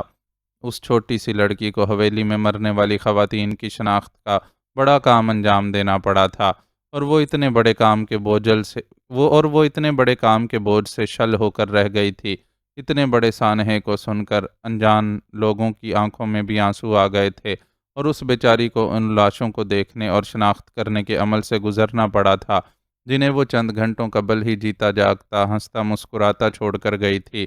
اس کی نوعمری کے لیے یہ بوجھ بہت زیادہ تھا، اور اس کی پوری شخصیت سے ظاہر ہو رہا تھا کہ وہ اس بوجھ تلے کتنی بری طرح مجروح ہوئی ہے۔ اس کے پہلو میں ہی اس کی جوان العمر ماں کھڑی تھی، جس کے زہرہ کے علاوہ بھی مزید 5 بچے تھے، اور ان بچوں کی دیکھ بھال اور پرورش میں مصروف ہونے کی وجہ سے ہی اس نے حویلی کی ملازمت اختیار نہیں کی تھی۔ ہمیں اکا بیگم کی رحلت کی خبر سن کر بہت افسوس ہوا۔ مرحومہ نے بہت طویل عرصے تک حویلی میں خدمت انجام دی۔ اگر آج حالات اس نہج پر نہ ہوتے تو اس موقع پر حویلی کی طرف سے ان کی خدمات کا باقاعدہ اظہار اور اعتراف کیا جاتا۔ فی الحال تو ہم زبانی ہی آپ لوگوں سے اظہار افسوس کر سکتے ہیں۔ اسد اللہ ایک نظر میں بہت کچھ دیکھ لینے کے بعد اپنی آنکھیں جھکا چکے تھے، اور ماں بیٹی دونوں سے مخاطب تھے۔ اماں کی تو جانے کی عمر تھی سرکار، ان کی جدائی کا غم اپنی جگہ، پر دل کو یہ تسلی ہے کہ وہ سب خوشیاں غم دیکھ کر اپنی طبعی موت مرے، پر ان کے واسطے دل خون کے آنسو روتا ہے جو جوان اور زندگی سے بھرپور تھے، اور ظالموں نے اچانک ہی ان سے ان کی زندگی چھین لیے۔ حویلی کی عزت دار بیبیاں حویلی کی آبرو پر اپنی جان نثار کر کے ہمارے دلوں میں اور بھی اونچا مقام پا گئیں۔ ان کے دکھ میں روتے روتے ہم کو انسان کا غم تو بارچ نہیں لگتا، بس یہی سوچ سوچ کر روئے جاتے ہیں کہ اب کبھی وہ پیاری صورتیں دکھائی نہیں دیں گی جس کے آنگن کی خوشیاں ہمارے گھروں کو بھی ہرا بھرا رکھتی تھیں۔ زہرہ کی ماں نے اسد اللہ کے پرسے کے جواب میں بولنا شروع کیا تو اس کی آنکھیں ساون بہدوں بن گئیں۔ ساتھ کھڑی زہرہ بھی سسکیوں سے رونے لگی۔ نصیب میں جو قیامت لکھی تھی ہم دیکھ رہے ہیں، اور اللہ سے دعا گو ہیں کہ ہمارے حوصلے کو برقرار رکھے۔ جن پر ظلم ہوا ان کا معاملہ ہم نے اللہ کے سپرد کر دیا، اب تو بس اپنے بچے کھچے خاندان کو سمیٹنے کی فکر ہے، اور زہرہ کو ہم نے اسی سلسلے میں یہاں بلوایا ہے۔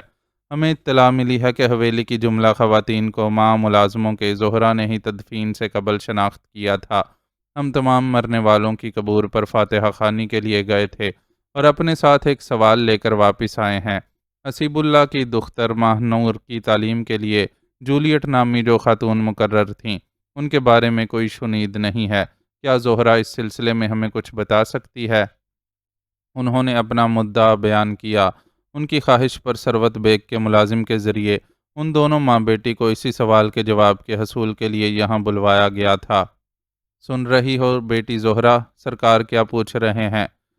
تمہیں کچھ خبر ہے جولیٹ بی بی کی؟ زہرہ کی ماں نے اس کے شانے کو ہولے سے ہلاتے ہوئے گویا اسد اللہ کا سوال دہرایا، اور پھر اسد اللہ سے مخاطب ہو کر بولی، معاف کیجیے گا سرکار، بچی جب سے لاشیں شناخت کر کے آئی ہے اس کی بہت بری حالت ہے، کسی طرح سکون نہیں آتا، بار بار بیبیوں کے نام پکار کر روتی ہے، اب بھی آپ کا حکم ملا تو میں اس نگوڑی کو روتا ہوا ہی یہاں لے کر آئی ہوں۔ زہرا کی طرف سے جواب میں تاخیر پر اس کی ماں نے وضاحت پیش کی۔ ہم سمجھ سکتے ہیں، بہت بڑا بوجھ اٹھایا ہے اس بچی نے اپنے شانوں پر۔ اللہ اس کو جزا اور ہمت دونوں دے اور یہ جلد از جلد اس حادثے کو بھول جائے۔ ہمیں خود اتنی زیادہ بے قراری نہ ہوتی تو ہم اسے زحمت نہ دیتے۔ اسد اللہ کا اپنا لہجہ ٹوٹ رہا تھا۔ وہ بہت بڑے دکھ سے گزرے تھے، لیکن ایک امید نے زندگی سے باندھ دیا تھا، سو اس امید کا دامن کیسے چھوڑتے؟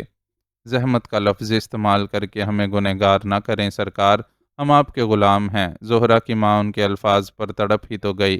خود زہرا کو بھی جیسے جھٹکا لگا اور گڑ گڑاتے ہوئے بولی، آپ کے غم کے آگے میرے غم کی کیا اوقات ہے سرکار، بس دماغ ٹھیک سے کام نہیں کر رہا، اس لیے فوراً جواب نہیں دی میں نے۔ آپ جولیٹ بی بی کا پوچھے ہیں نا؟ مجھے اچھی طرح یاد آ گیا ہے کہ مرنے والیوں میں جولیٹ بی بی شامل نہیں تھے۔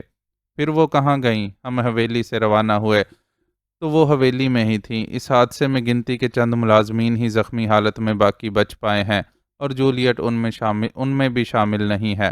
کیا وہ حادثے والی رات سے قبل ہی کہیں چلی گئی تھیں؟ اسد اللہ کی امید کو زہرا کے جواب نے مزید توانا کیا۔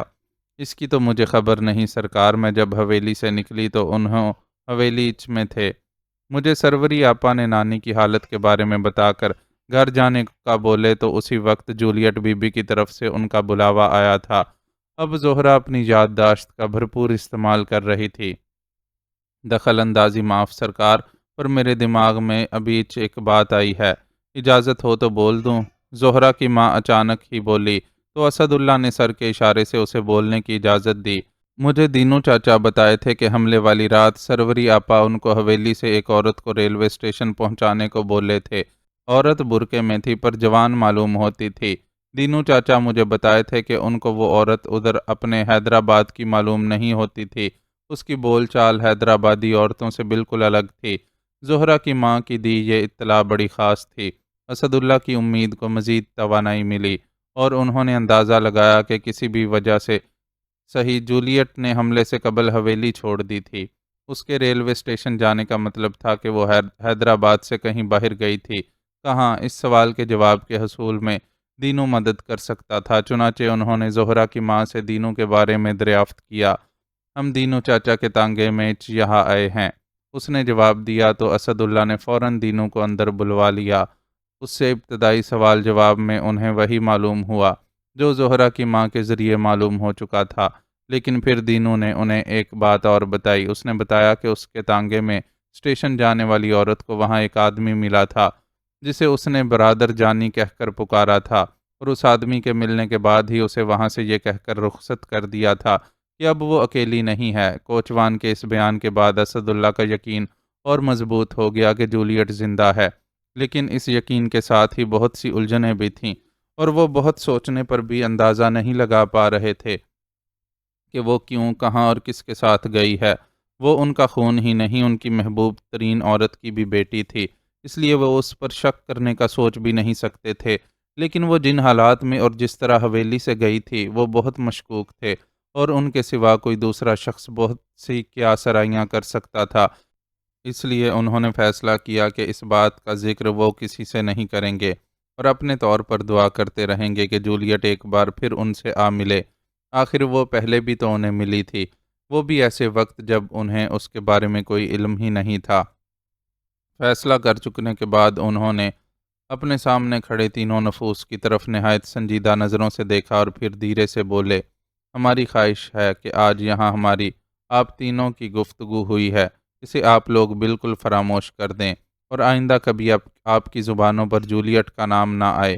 ہم نہیں چاہتے کہ اس نام کے ساتھ کسی طرح کے قصے، کہانیاں اور کیا سرائیاں وابستہ ہوں، اس لیے آپ تینوں سے احتیاط کے طلبگار ہیں۔ کیا ہم امید رکھیں کہ آپ لوگ ہماری اس خواہش کی پاسداری کریں گے؟ اسد اللہ نے سوالیہ نظروں سے ایک ایک کی طرف دیکھا۔ ہماری جانیں آپ پر قربان سرکار، آپ کی حکم عدولی کا ہم میں سے کوئی سوچ بھی نہیں سکتا۔ زہرا کی ماں نے جواب دینے میں سب سے زیادہ پھرتی سے کام لیا۔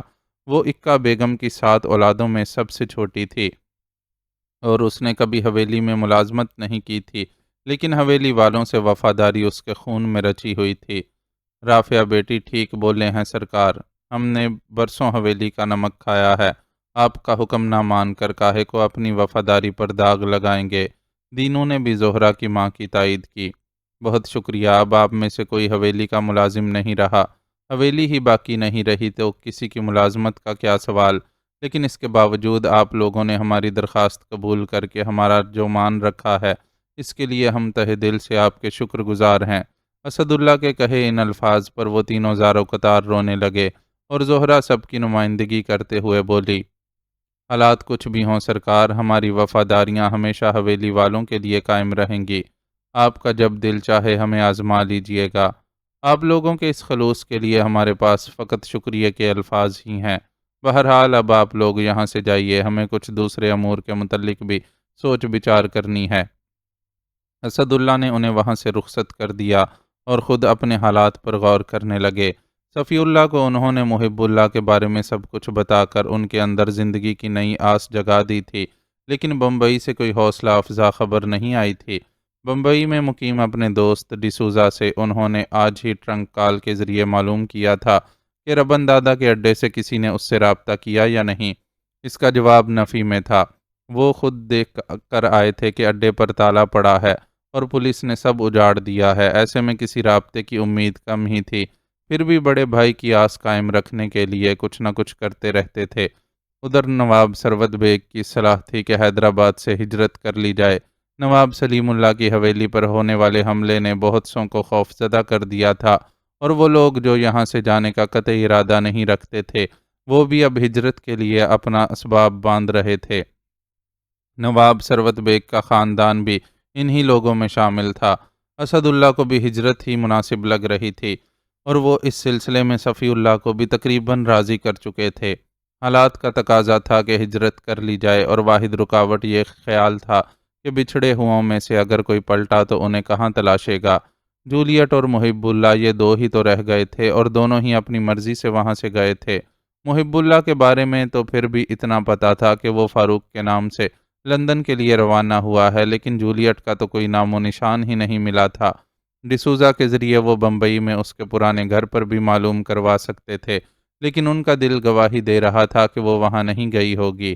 ان کے پاس واحد حل یہی رہ گیا تھا کہ ان کے وہ احباب جو یہاں سے ہجرت کا ارادہ نہیں رکھتے، انہیں بعد میں اپنے پتے سے آگاہ کر کے انہیں ہدایت کر دیں کہ اگر انہیں کوئی ڈھونڈتا ہوا آئے تو اسے اس پتے سے آگاہ کر دیا جائے۔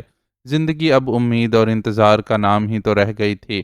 آج ان کا اپنی حویلی کا چکر لگانے کا بھی ارادہ تھا۔ وہ ابھی تک اس طرف کا رخ کرنے کی ہمت نہیں کر سکے تھے، حالانکہ ثروت بیگ نے کئی بار یاد دہانی کروائی تھی۔ انہوں نے کچھ ملازمین حویلی کی نگرانی پر مامور کر رکھے تھے۔ مرا ہوا ہاتھی بھی سوا لاکھ کا ہوتا ہے کہ مصداق سب جانتے تھے کہ لٹ جانے اور برباد ہو جانے والی حویلی میں ابھی بہت کچھ باقی ہوگا۔ ثروت بیگ چاہتے تھے کہ اسد اللہ ایک بار خود جائزہ لے لیں اور حویلی کی فروخت یا آئندہ کے لیے کلیم وغیرہ سے متعلق کوئی حتمی فیصلہ کر لیں تو ہجرت کے پروگرام پر بھی عمل درآمد شروع کیا جائے۔ ابھی راستے کھلے تھے اور کسی محفوظ ذریعے سے محفوظ مقام تک پہنچا جا سکتا تھا۔ اسد اللہ نے فیصلہ کیا کہ آج حویلی کا چکر لگا لیا جائے، اور فوراً ہی اس پر عمل درآمد کے لیے تیار بھی ہو گئے۔ روانگی سے قبل انہوں نے صفی اللہ سے بھی پوچھا، لیکن انہوں نے ساتھ چلنے سے انکار کر دیا۔ وہ ثروت بیگ کے ڈرائیور اور اپنے ملازم کے ہمراہ حویلی پہنچے۔ حویلی کے توڑے گئے پھاٹک کو ثروت بیگ نے حفاظتی نقطۂ نظر سے دوبارہ نصب کروا دیا تھا، لیکن پھر بھی پرشکوہ حویلی اجڑے دیار کا منظر پیش کر رہی تھی۔ لگائی جانے والی آگ نے رنگ و روغن کو چاٹ لیا تھا، اور پائیں باغ میں لگے خوشنما و خوشبودار درختوں اور پودوں کو بھی کھا گئی تھی۔ حادثے کو کئی دن بیت گئے تھے، لیکن وہ اب بھی فضا میں جلنے اور خون کی بو کو محسوس کر سکتے تھے۔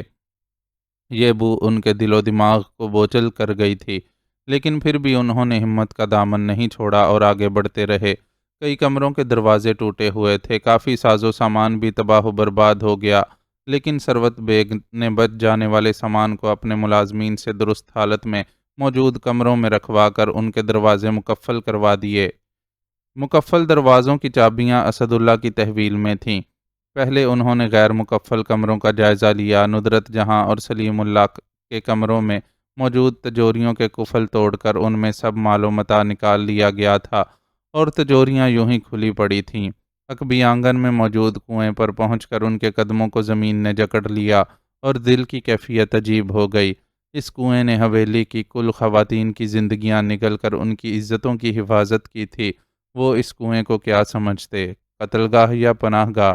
شاید یہ پناہ گاہ ہی تھی کہ جان دینے والی بیویوں نے خود اس کی عمیق گہرائیوں کو اپنے لیے منتخب کیا تھا۔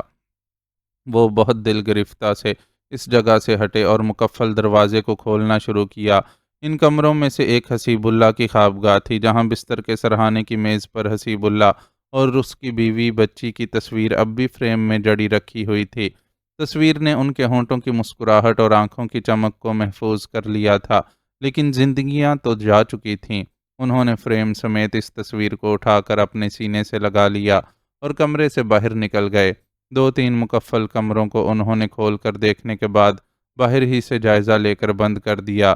یہ کمرے اٹاٹ سامان سے بھرے ہوئے تھے۔ حویلی کا بچ جانے والا قیمتی فرنیچر اور آرائشی اشیاء اپنے مالکان کے جانے کے بعد بے حیثیت ہو گیا تھا اور انہیں ان چیزوں سے کوئی دلچسپی نہیں رہی تھی۔ بچ جانے والے کمروں میں خود ان کی خوابگاہ بھی شامل تھی اور حیرت انگیز طور پر اس طرح محفوظ رہی تھی جیسے حویلی کا حصہ ہی نہ رہی ہو۔ اس وسیع خوابگاہ میں بھی کچھ ساز و سامان رکھوایا گیا تھا، لیکن ایسی صورتحال نہیں تھی کہ چلنا پھرنا دوبر ہو جائے۔ ہاں، گرد و غبار ضرور جمع ہو گیا تھا، لیکن حالات ایسے نہیں تھے کہ ماضی کی نازک مزاجی کا مظاہرہ کیا جائے۔ وہ اپنے کمرے کا جائزہ لینے لگے۔ ایک امید سی تھی کہ شاید یہاں موجود رقم وغیرہ محفوظ ہو۔ ثروت بیگ کی وضع داری و مدارت اپنی جگہ، لیکن بالکل تہی دامہ ان پر بوجھ بنے رہنا خود ان کی طبیعت کے لیے بھی بوجھ تھا۔ انہوں نے جائزہ لیا تو ان کی امید بھر آئی، ساتھ ہی وہ زیورات بھی مل گئے جو انہوں نے جولیٹ کے حوالے کر دیے تھے۔ ان زیورات کو دیکھ کر جہاں انہیں حیرت ہوئی، وہیں ایک ثبوت اور مل گیا کہ جولیٹ حادثے سے قبل خود زیورات یہاں رکھ کر حویلی سے چلی گئی تھی۔ زیورات کی موجودگی نے اس کے کردار کی شفافیت کا بھی ثبوت دیا کہ کم از کم وہ کسی لالچ یا بے ایمانی کی وجہ سے یہاں سے نہیں گئی تھی۔ پھر جانے کی کیا وجہ تھی؟ اس سوال کا جواب یقیناً اسی کے پاس تھا، اور وہ امید اور دعا ہی کر سکتے تھے کہ وہ دوبارہ ان سے آن ملے۔ رقم اور زیورات کے تھیلے کو لے کر وہ کمرے سے نکلنے لگے تھے کہ گرد آلود فرش پر پڑا ایک لفافہ ان کی نظروں میں آ گیا۔ ان کی خوابگاہ کی کھڑکی کا ایک شیشہ ٹوٹ گیا تھا۔ اس ٹوٹے ہوئے شیشے سے کمرے میں گرد و غبار اندر آتا رہا تھا۔ یہ لفافہ بھی شاید لکھنے کی میز پر تھا جو ہوا سے نیچے گر گیا تھا۔ انہوں نے جھک کر گرد آلود لفافے کو اٹھایا تو انہیں اس میں سے ایک مخصوص مہک آتی ہوئی محسوس ہوئی۔ ایک بے حد چاہنے والے باپ کی حیثیت سے وہ اس مہک کو شناخت کر سکتے تھے۔ انہوں نے بےتابی سے لفافہ کھولا۔ بغیر لائن کے سادہ سفید کاغذ پر بے حد خوبصورت لکھائی میں بزبان انگریزی ایک مختصر تحریر درج تھی۔ انہوں نے پڑھنا شروع کیا۔ لکھا تھا: بے حد محترم و معزز والد صاحب، السلام علیکم۔ آپ کو جب یہ خط ملے گا میں یہاں سے جا چکی ہوں گی۔ کیوں؟ اس کی وجہ شاید آپ کے علم میں آ جائے اور آپ میری مجبوری کو سمجھ سکیں۔ میں آپ کی دل آزاری کے لیے آپ سے معذرت خواہ ہوں، اور ساتھ ہی یہاں سے اپنی روانگی کو ممکن بنانے والی ہستی کے لیے بھی معافی کی طلبگار ہوں۔ امید ہے آپ میرے تھوڑے کہے کو کافی سمجھیں گے۔ بس میں آپ کو یہ بتانا چاہتی ہوں کہ آپ سے جدا ہوتے ہوئے میرا دل بہت رنجیدہ ہے، لیکن پھر بھی خوش ہوں کہ میرا دامن آپ کی محبت اور شفقت کے پھولوں سے بھرا ہوا ہے، اور اس قیمتی خزانے کے ہوتے ہوئے مجھے کسی مادی دولت کی ضرورت نہیں ہے۔ آپ نے جو کچھ مجھے عنایت کیا تھا اسے میں یہیں چھوڑ کر جا رہی ہوں، اور میرے پاس موم کی نشانی کے طور پر بس وہی لاکٹ ہے جسے میں اپنے ساتھ لائی تھی۔ میرے لیے دعا کیجیے گا۔ فقط آپ کی بدنصیب بیٹی جولیٹ اسد اللہ۔ جولیٹ کے نام کے ساتھ اپنا نام لکھا دیکھ کر جہاں ان کا دل خوش ہوا تھا، وہیں وہ اس کے خود کے لیے بدنصیب کا لفظ استعمال کرنے پر تڑپ گئے تھے۔ پتہ نہیں اس پر کیا گزری تھی کہ وہ خود کو بدنصیب قرار دینے پر مجبور ہو گئی تھی اور یوں اچانک آنن فانن حویلی چھوڑ گئی تھی۔ انہوں نے حسیب اللہ کی تصویر کی طرح جولیٹ کے خط کو بھی اپنے سینے سے لگایا اور بوجھل قدموں سے باہر کا رخ کیا۔ ان کی ہدایت پر ڈرائیور کے ساتھ ہی باہر رک جانے والا وفادار ملازم شمس انہیں دیکھ کر تیزی سے دوڑ آیا۔ انہوں نے رقم اور زیورات والا تھیلا اسے تھما دیا اور خود تصویر و خط سینے سے لگائے گاڑی میں جا بیٹھے۔ ان کا اشارہ پا کر ڈرائیور نے موٹر گاڑی کو سٹارٹ کر کے آگے بڑھایا تو انہوں نے حویلی کی عمارت پر حسرت زدہ الوداعی نظر ڈالی اور اس وقت تک دیکھتے رہے جب تک عمارت ان کی نظروں سے اوجھل نہیں ہو گئی۔ تانگا پختہ سڑک پر سرپٹ دوڑ رہا تھا اور فضا میں محض اس کی ٹاپوں کی ہی آواز تھی۔ ہمیشہ جاگنے والا پر رونق بمبئی بہت حیران، ٹھٹکا ہوا اور متوحش محسوس ہوتا تھا۔ ہندوستان کا سیاسی بونچال بمبئی کے چہرے سے نمایاں تھا۔ تانگے میں کوچوان سمیت کل 3 نفوس سوار تھے۔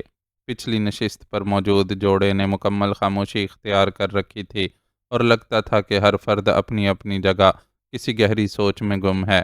عورت نے گلابی رنگ کی اولی کی ساڑی زیب تن کر رکھی تھی اور پلو کا گھونگھٹ نکال رکھا تھا۔ اس کے باوجود اس کے ہاتھ پیروں اور سراپا کی نزاکت و رنگت سے ظاہر تھا کہ وہ ایک بہت خوبصورت عورت ہے۔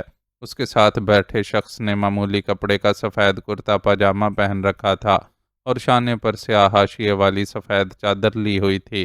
قد و قامت کا وہ بھی اچھا تھا، لیکن اس کی گہری سانولی رنگت اور بڑی بڑی مونچھوں نے اسے خاصا خوفناک بنا دیا تھا اور یوں لگتا تھا کہ پری کے پہلو میں کوئی دیو بیٹھا ہو۔ بس فرق یہ تھا کہ اس دیو کے سر پر سینگوں کی بجائے 2 پلی کی ٹوپی تھی اور اس ٹوپی سے بالوں کی تیل لگی لٹیں باہر نکل کر ماتھے پر چاند کی صورت براجمان عجب بہار دکھا رہی تھیں۔ منہ میں دبے پان کے بیڑے نے ہونٹوں کو سرخی عطا کر دی تھی اور لگتا تھا دیو صاحب ابھی کسی کا خون پی کر آ رہے ہیں۔ تانگا بمبئی کے پوش علاقے میں داخل ہوا تو کوچوان سمیت تانگے میں سوار 3 نفوس چوکنے سے ہو گئے۔ چند منٹوں میں تانگا ایک عالیشان کوٹھی کے پھاٹک پر جا رکا۔ کون ہے؟ فوراً ہی پھاٹک پر موجود چوکیدار نے کڑے لہجے میں دریافت کیا اور ساتھ ہی سواریوں کو دیکھنے کے لیے ان پر ٹارچ کی روشنی ڈالی۔ ہم چاند بانو ہیں، ہمارے ساتھ ہمارا ایک سازندہ بھی ہے، ہم سیٹھ صاحب سے ملاقات کے لیے آئے ہیں۔ عورت نے گھونگھٹ کے اندر سے اپنی مترنم آواز میں جواب دیا، ملاقات کے لیے؟ اور اس سمے؟ سیٹھ جی اتنی رات کو کسی سے نہیں ملتے۔ چوکیدار کا کرخت لہجہ خود بخود ہی نرم ہو گیا اور اس نے اطلاع فراہم کی، سیٹھ صاحب جانتے ہیں کہ ہماری طرف کا دن رات کو ہی چڑھتا ہے، تم جا کر انہیں اطلاع دے دو کہ زمرد بائی کے کوٹھے سے چاند بانو ملاقات کے لیے آئی ہے۔ وہ خود ہی فیصلہ کر لیں گے کہ ہماری آمد کا سمے مناسب ہے یا نامناسب۔ چاند بانو کے لہجے کی چاشنی کچھ اور بھی بڑھ گئی۔ چوکیدار کے لیے کیسے ممکن تھا کہ وہ اب بھی اس کی آمد کی اطلاع اندر نہ پہنچاتا؟ تھوڑی ہی دیر میں حسب توقع اندر سے بلاوا آ گیا۔ کوچوان تانگا ایک طرف کر کے باہر ہی رکا رہا اور چاند بانو اپنے سازندے کے ساتھ اندر کی طرف بڑھ گئی اور ایک دوسرے ملازم نے ایک کمرے تک ان کی رہنمائی کی اور باہر رک کر دھیمی آواز میں بولا، سیٹھ جی کی طبیعت ٹھیک نہیں ہے اور ڈاکٹر نے آرام کا بولا ہے، اس لیے آپ لوگ زیادہ دیر اندر مت ٹھہریے گا۔ فکر مت کرو، ہمیں خود بھی سیٹھ صاحب کی صحت کا بہت خیال ہے، چاند بانو نے اسے جواب دیا اور اپنے ساتھی کے ہمراہ دستک دے کر کمرے میں داخل ہو گئی۔ وسیع و ریز بستر پر بھاٹیا کا مختصر وجود عجیب سا لگ رہا تھا۔ وہ ایک گاؤ تکیے کے سہارے نیم دراز دروازے کی طرف دیکھ رہا تھا۔ چاند بانو نے اپنا گھونگھٹ پیچھے سرکایا، ماتھے تک ہاتھ لے جا کر سیٹھ کو آداب کیا۔ کہو کیسے آئی ہو؟ بھاٹیا نے روکھے لہجے میں اس سے پوچھا۔ آپ سے اپنی حالت کہنے آئے ہیں سرکار۔ جس کوٹھے پر لوگ قطاریں باندھے حاضری کی اجازت کے منتظر رہا کرتے تھے، وہاں اب الو بول رہے ہیں۔ ہمارے داغدار حسن کا کوئی طلبگار نہیں رہا اور فاقوں کی نوبت آنے کو ہے، اس لیے ہم نے بہتر سمجھا کہ آپ جیسے قدردان کے دروازے پر دستک دے کر اپنی قسمت کو آزمائیں۔ چاند بانو طے شدہ مکالمے ادا کر رہی تھی۔ اب ان سے زیادہ تو وہ اڈے کا لونڈا تیرا قدردان تھا، سنتے تھے تو بھی اس کے عشق میں سارے سنسار کو ٹھوکر میں رکھتی تھی، پھر اس کے پاس کیوں نہیں گئی؟ وہ صورت سے بیمار دکھائی دیتا تھا اور آواز میں بھی نکاہت تھی، اس کے باوجود لہجے کی نفرت و حقارت اپنی جگہ نمایاں ہو رہی تھی۔ کم ظرفوں کو آئینہ دکھانے کے لیے یہاں آنا بہت ضروری تھا۔ سیٹھ کی تحقیر و نفرت کا زہر آلود لہجے میں جواب دینے والا وہ شخص تھا جسے سیٹھ نے ابھی تک ایک معمولی سا سازندہ جان کر نظر انداز کر رکھا تھا۔ وہ بولا تو سیٹھ اس کی آواز سن کر چونک گیا اور سراسیمگی کے عالم میں سرہانے رکھی گھنٹی کا بٹن دبانے کی کوشش کی، لیکن مقابل اس سے 1000 گنا زیادہ پھرتیلا تھا وہ اڑتا ہوا سیٹھ تک پہنچا اور اس کے ہاتھ کو اپنی آہنی گرفت میں لیتے ہوئے بولا، یہاں اب تمہاری مدد کے لیے کوئی نہیں آئے گا۔ اپنا حساب بے باک کیے بغیر میں کسی اور کو تو کیا، موت کے فرشتے کو بھی یہاں نہیں آنے دوں گا۔ حساب تو اپنا بنتا ہے تمہاری طرف، تم میری بیٹی کا مرڈر کر کے بھاگ گئے اور حساب بھی مجھ سے مانگتے ہو۔ سیٹھ جوش غضب سے کانپ رہا تھا۔ تمہاری بیٹی کو میں نے قتل نہیں کیا تھا، اس نے خودکشی کی تھی، لیکن تم ان لوگوں میں شامل ہو جن پر ربن کے قتل کی ذمہ داری عائد ہوتی ہے، اور میں عہد کر چکا ہوں کہ اس کا کوئی قاتل اس روئے زمین پر زندہ نہیں رہ سکے گا۔ سازندے کے روپ میں موجود فاروق نے خوفناک لہجے میں اسے آگاہ کیا۔ چاند بانو اس عرصے میں کمرے کا دروازہ اندر سے بند کر کے خود ایک طرف کھڑی ہو گئی تھی۔ فاروق نے بھاٹیا کی کوٹھی میں داخلے کے لیے اس کی مدد مانگی تھی اور اس کے انکار کرنے کا سوال ہی پیدا نہیں ہوتا تھا۔ وہ کیتھرائن کے ذریعے ملنے والے پیغام پر دوڑی چلی آئی تھی۔ فاروق کیا کر رہا ہے اور اس کے کیا نتائج نکلیں گے، اس سے بڑھ کر اس کے لیے اس بات کی اہمیت تھی کہ فاروق اس سے کیا چاہتا ہے، اور اس کی خواہش پر وہ منوعن سب کرتی چلی گئی تھی۔ اس نے سازندے کے روپ میں فاروق کی بھاٹیا سیٹھ تک رسائی کو آسان بنا دیا تھا، جبکہ باہر تانگے میں کوچوان کے روپ میں وجے موجود تھا، جو ناگزیر حالات میں ہی حرکت میں آتا۔ تم جھوٹ بولتے ہو، میری بیٹی کو سوسائیڈ کرنے کی کوئی ضرورت نہیں تھی۔ وہ بھاٹیا سیٹھ کی بیٹی تھی اور اس کے اشارے پر دنیا کی ہر چیز اسے مل سکتی تھی۔ وہ کس کارن سوسائیڈ کرتی؟ بھاٹیا نے نخوت سے اس کی بات مسترد کی۔ بھاٹیا کی بیٹی ہونے کا زوم ہی تو اسے لے ڈوبا۔ تم نے اس کی گٹی میں ڈالا ہوگا کہ دولت سے دنیا کی ہر چیز حاصل کی جا سکتی ہے، اس لیے جب وہ اپنی دولت سے مجھے خریدنے میں ناکام ہو گئی تو برداشت نہیں کر سکی۔ تم نے اپنی بیٹی کی تربیت ٹھیک نہیں کی تھی سیٹھ، اس کی فطرت میں ہی قتل و غارت گری تھی۔ جب ہی پہلے اس نے اپنے پتی کو قتل کروایا اور پھر چاند بانو کی بھی جان لینے کی کوشش کی۔ دیکھ رہے ہو نا اس کا داغدار حسن، یہ تمہاری بیٹی ہی کا کارنامہ ہے۔ اس جیسی جنونی عورت نے اپنے ہاتھوں اپنی جان لے کر کچھ انوکھا نہیں کیا ہے۔ اس جیسے مزاج والوں کا عام طور پر ایسا ہی انجام ہوتا ہے۔ فاروق بولنے پر آیا تو بولتا چلا گیا۔ بھاٹیا کے چہرے کی بدلتی رنگت سے ظاہر تھا کہ وہ اس کی سچائی کو تسلیم کر رہا ہے۔ بہت ممکن تھا کہ وہ اپنی بیٹی کے کارناموں سے واقف ہو، آخر وہ اپنے مقاصد کے لیے اسی کے ملازمین کو تو استعمال کرتی تھی۔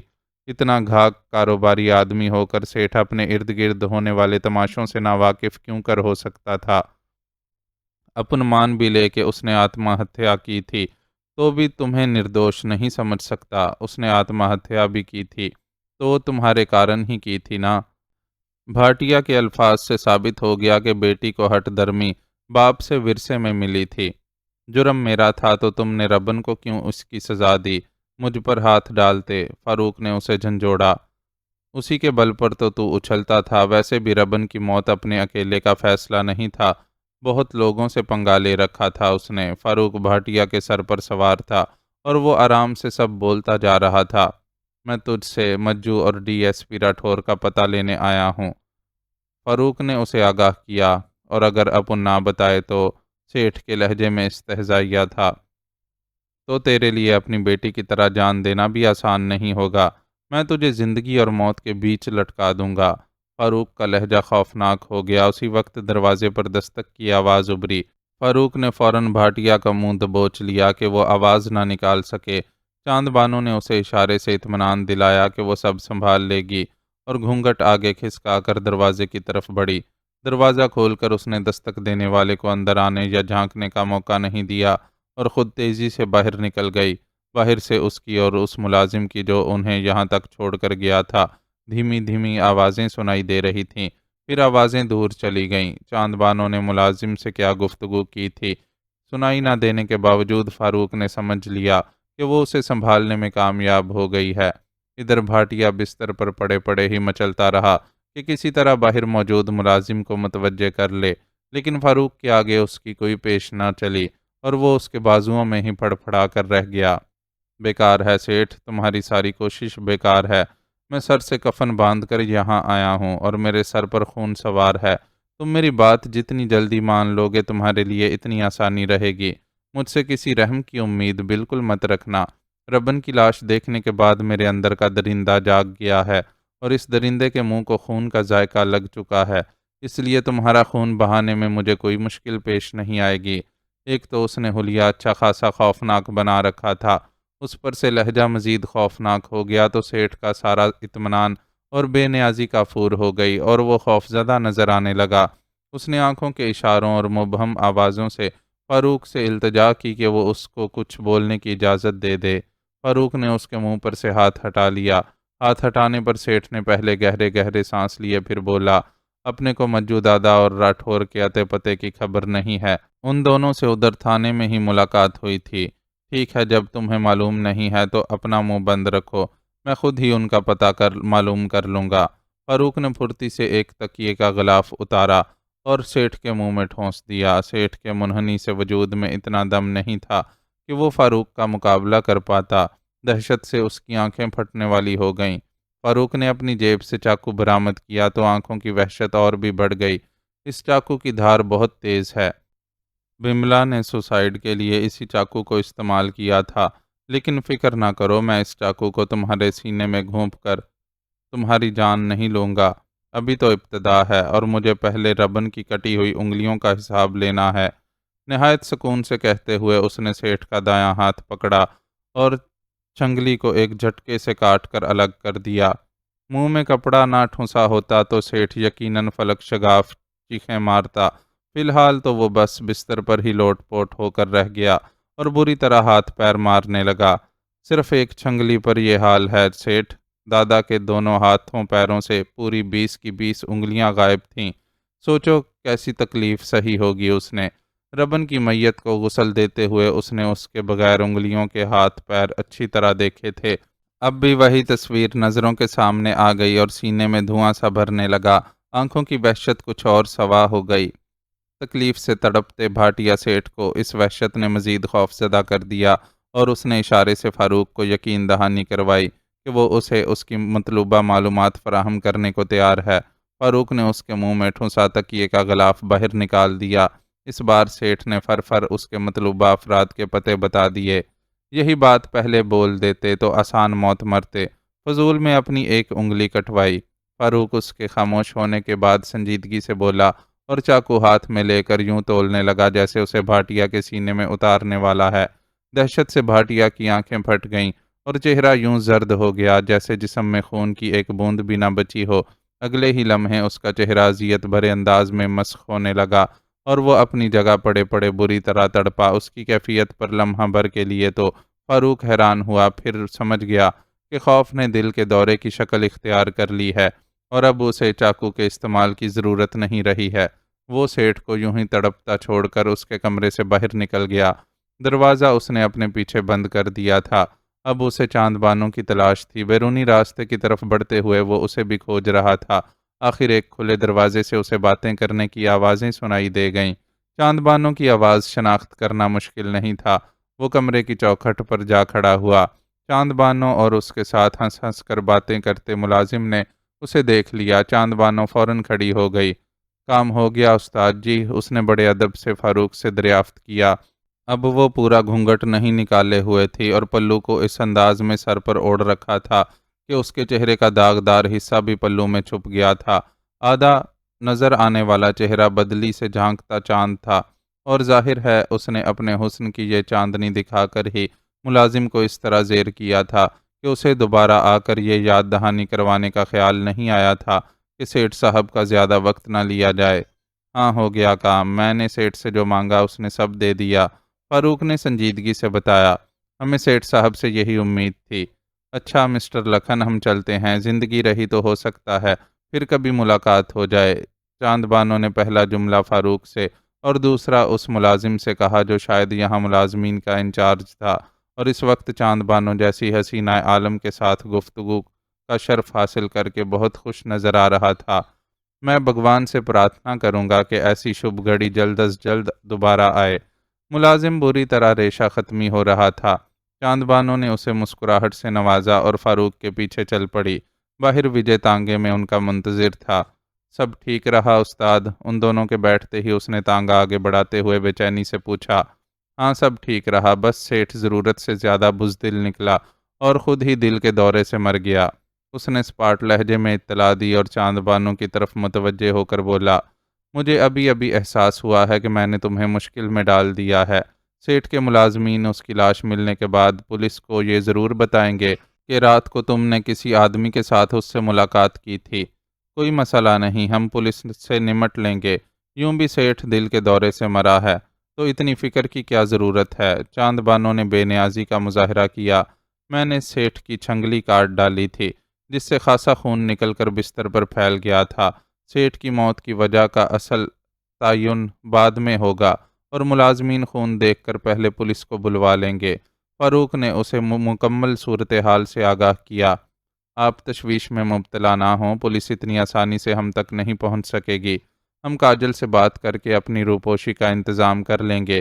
ویسے بھی جو حالات ہیں، ان میں پولیس کو سیٹھ کی موت پر تحقیق کرنے کے لیے زیادہ مہلت نہیں مل سکے گی۔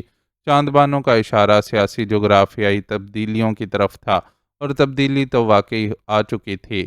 وہ لوگ چاند بانو کو اس کے کوٹھے کے سامنے اتار کر واپس پلٹ رہے تھے تو ریڈیو پر قیام پاکستان کا اعلان کیا جا رہا تھا۔ مسلمانوں کی انتھک جدوجہد نے ان کے علیحدہ وطن کے خواب کو شرمندہ تعبیر کر دیا تھا۔